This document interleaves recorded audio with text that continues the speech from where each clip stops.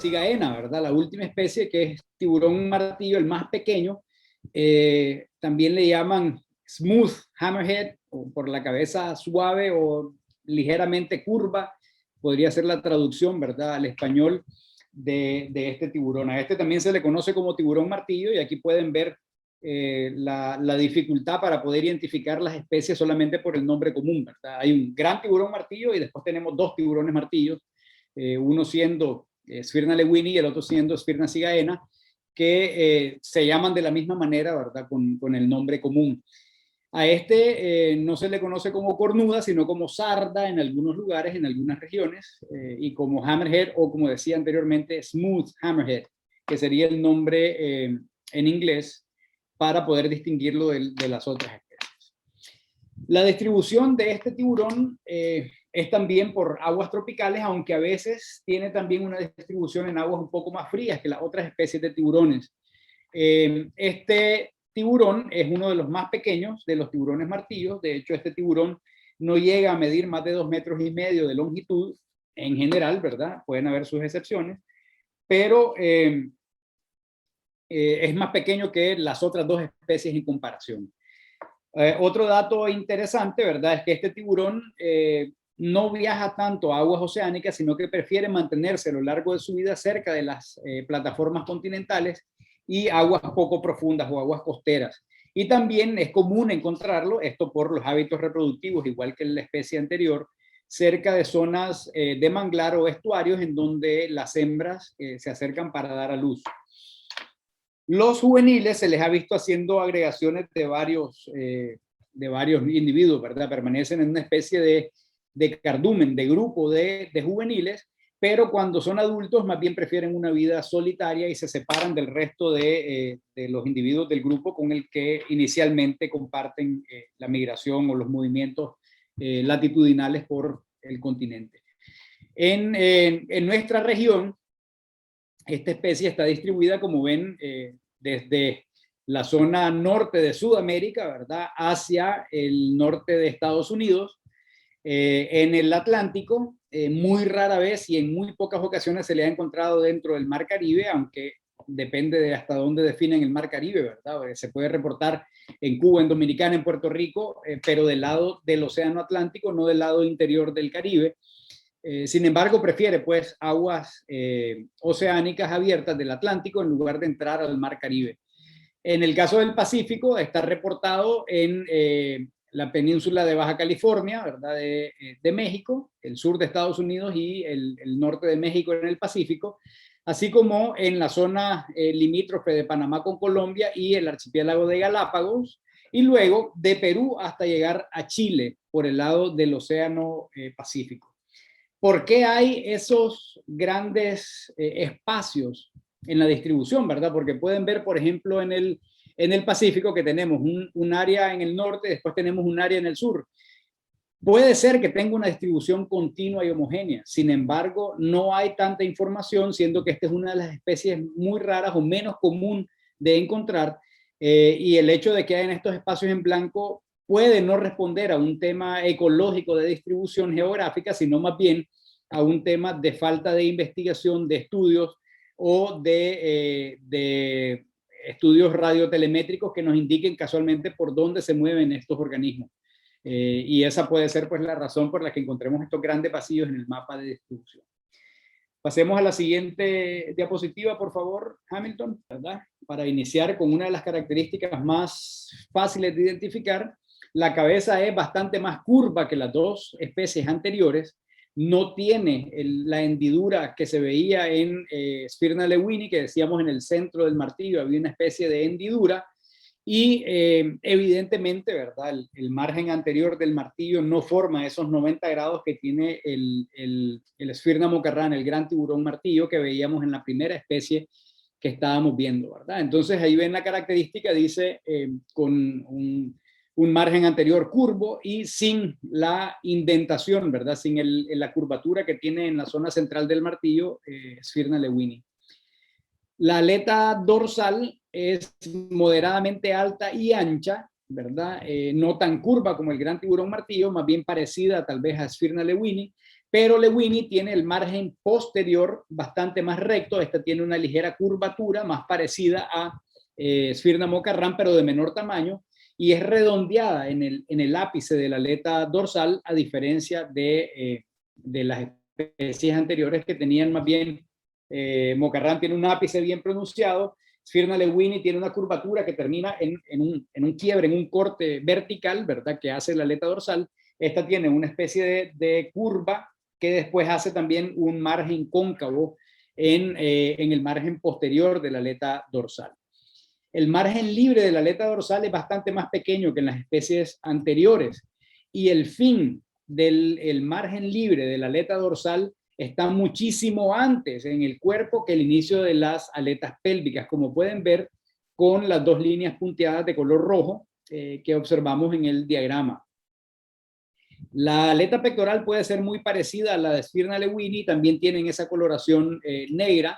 Tal vez podríamos decir que tiene una forma menos curva hacia atrás, que sí podría tener la especie de Sphyrna lewini. Ahorita vamos a ver en la diapositiva, un par de diapositivas más adelante, un análisis comparativo de la forma de las tres especies de tiburón martillo para que puedan tener un poco de oportunidad de comparar, ¿verdad? Las aletas dorsales, las cabezas, las aletas caudales y pectorales, y poder distinguir una especie de la otra más fácilmente. Otra característica importante es que las aletas pélvicas no tienen el margen posterior recto como tenían las especies anteriores, ¿verdad? Que tenían un margen recto. Esta tiene una especie de curvatura hacia adentro, un margen cóncavo, ¿verdad? Que no tiene una coloración oscura, como sí pueden tener las especies anteriores, sobre todo en los estadios juveniles. La segunda aleta dorsal también tiene un margen cóncavo y tiene un extremo libre muy pequeño que está bien separado de la fosa precaudal. De manera que aquí hay otra característica distintiva con Sphyrna lewini, que tiene el extremo libre de la segunda aleta dorsal un poco más largo y que se acerca más a la fosa precaudal que esta especie, que lo tiene el margen libre más corto y más separado de la fosa precaudal. Otra característica importante es que la aleta anal tiene ese margen curvo también, ¿verdad? Bastante marcado o bien profundo, ¿verdad? O bien notorio, ¿verdad? Ese margen curvo que tiene en la aleta anal. Y si se fijan también, otra característica importante es que la aleta anal comienza mucho antes que la segunda aleta dorsal, o más bien podríamos decir que la segunda aleta dorsal comienza un poco más después de la mitad de la aleta anal. Y ahí tenemos una relación entre la segunda aleta dorsal y la aleta anal, ¿verdad? En cuanto a la posición y el origen de cada una, que viene a ser algo distintivo o una característica que nos puede ayudar a reconocer o a distinguir una especie de la otra. En función de los dientes, pues pueden ver que aquí los dientes van a ser pequeños, igual que Sphyrna lewini, porque el tamaño de este tiburón es bastante más pequeño, y tienen una forma bastante similar, ¿verdad? Que la especie anterior. No tan marcados y pronunciados como teníamos en mocarrán, que era más bien un borde bien aserrado, con una forma bastante más incisiva, por decirlo de alguna manera, sino que en esta tienen una ligera curvatura, el diente de la mandíbula superior, ¿verdad? Que va hacia atrás, y si se fijan, el margen posterior del diente bastante recto en la mandíbula superior. Los dientes de la mandíbula inferior son muy similares entre las diferentes especies. Si podemos, por favor, pasar a la siguiente diapositiva. Aquí podemos ver entonces las aletas dorsal y pectorales de Cigaena. Esto viene nuevamente de la guía que ya mencionamos al inicio, ¿verdad? Y que podría estar disponible para que ustedes la usen en la identificación de campo de las aletas. Y aquí pueden ver la diferencia que hablábamos de la aleta dorsal, ¿verdad? Que tiene un margen no tan curvo como la aleta dorsal de Mocarrán, un poco inclinado, igual que Lewini, pero tiene un borde más redondeado. Lewini tiene una curva que termina en un margen recto, margen posterior recto, esta tiene un margen posterior ligeramente cóncavo. El extremo libre de la aleta dorsal de esta especie es mucho más pequeño que las especies anteriores, y eso también podría ayudarnos a distinguir, ¿verdad?, una especie de la otra. Luego, en las aletas pectorales pueden ver que son relativamente más cortas que en Mocarrán, definitivamente, no son tan curvas hacia atrás, no terminan en un ápice bien marcado o puntiagudo, ¿verdad? Y que las marcas aquí son apenas visibles o que casi no se notan del todo, ¿verdad? Y más en la parte ventral se puede ver una ligera coloración oscura en el ápice de la aleta ventral en comparación con las otras especies que sí tienen un color oscuro bastante más marcado. Ahora me gustaría mencionarles que esta especie también está en apéndice 2 de la Convención CITES y que de acuerdo a la lista roja de UICN, esta especie se encuentra en categoría vulnerable. ¿Podemos correr el video, Hamilton, para ver un video corto de esta especie, por favor, ahora?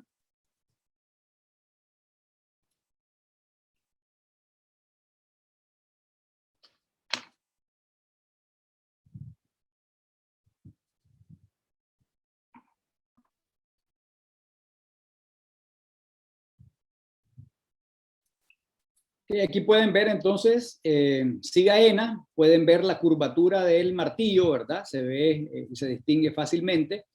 Pueden ver la forma cóncava que tiene el margen posterior de la aleta dorsal, ¿verdad?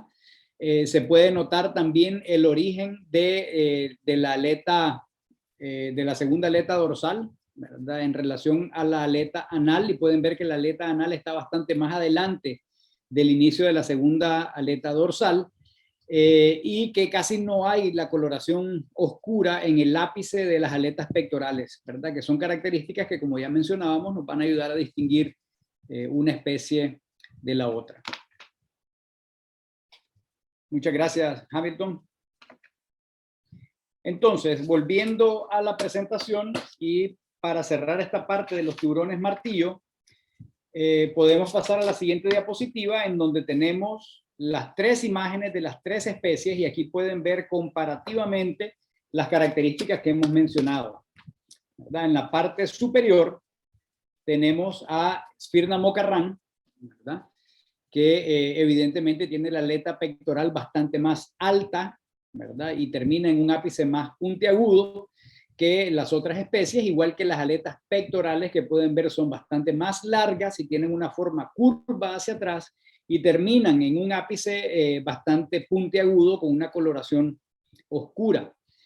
Al lado izquierdo, ¿verdad?, si no me equivoco, tenemos Sphyrna cigaena, ¿verdad?, que sería la cabeza bastante más curva.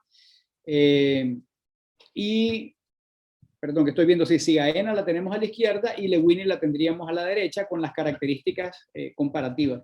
Pueden ver aquí, interesante para notar, ¿verdad?, el tamaño de la segunda aleta dorsal en relación a la aleta anal, la posición de inicio de la segunda aleta dorsal con la aleta anal en cada una de las especies, el inicio de la aleta dorsal en relación a las aletas pectorales, la distancia que existe entre el margen libre de la aleta dorsal con el inicio de las aletas pélvicas viene a ser diferente en las distintas especies, así como también la forma, el largo y la forma que tienen las diferentes aletas pélvicas en cada una de estas especies.